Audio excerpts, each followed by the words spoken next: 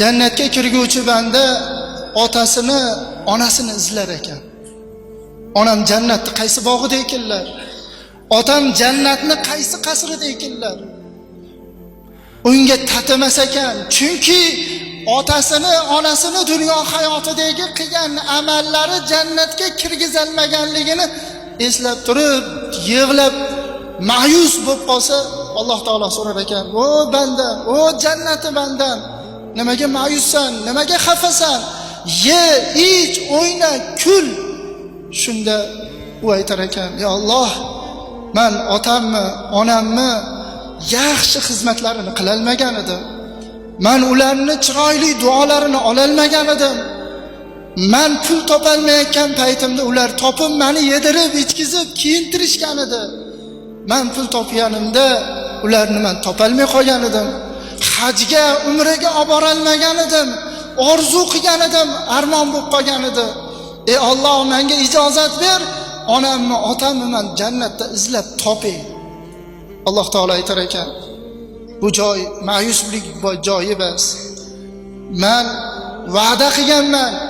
Va'dam shuki, solihlarga va jannat ahllari jannatda turib mendan nimani so'raydigan bo'lsalar, men beraman deganman. Bor otangni, onangni, otang falon jannatda, onang falon jannatda bor degan ishora bo'lar ekan. Jannatidan chiqishiga uni bir farishta kutib olar ekan.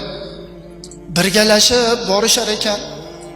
Jannatning eshigini oldiga borib, otasini yo onasini jannatining eshigini oldiga borsa, qasrlari, bog'lari ko'rinib turar ekan, lekin darvozasi hali ochilmagan bo'lar ekan.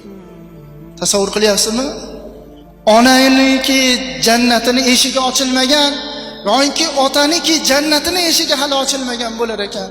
Shunda yig'lar ekan: "Meni otam, meni onam meni dunyoga keltirib, meni voyaga yetkazishlik nimasida gunoh qilib, xato qilib, ayib qilib, Allohning amrlaridan uzoqda bo'lib, hayot kechirib, men tufayli do'zaxda jazolanyapti ekan.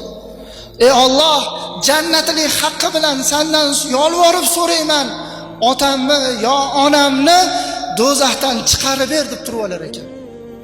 Alloh subhanahu va taolo aytar ekan: "Men va'dasida turguvchi zotman. Va'da qilganman. Jannat ahllarini jannatda turib nimani so'ragan bo'lsalar, men beraman deganman. Olib chiqinglar otasini yo onasini do'zaxda qaysi chuqurida bo'lsa ham." Shunda chuqur do'zax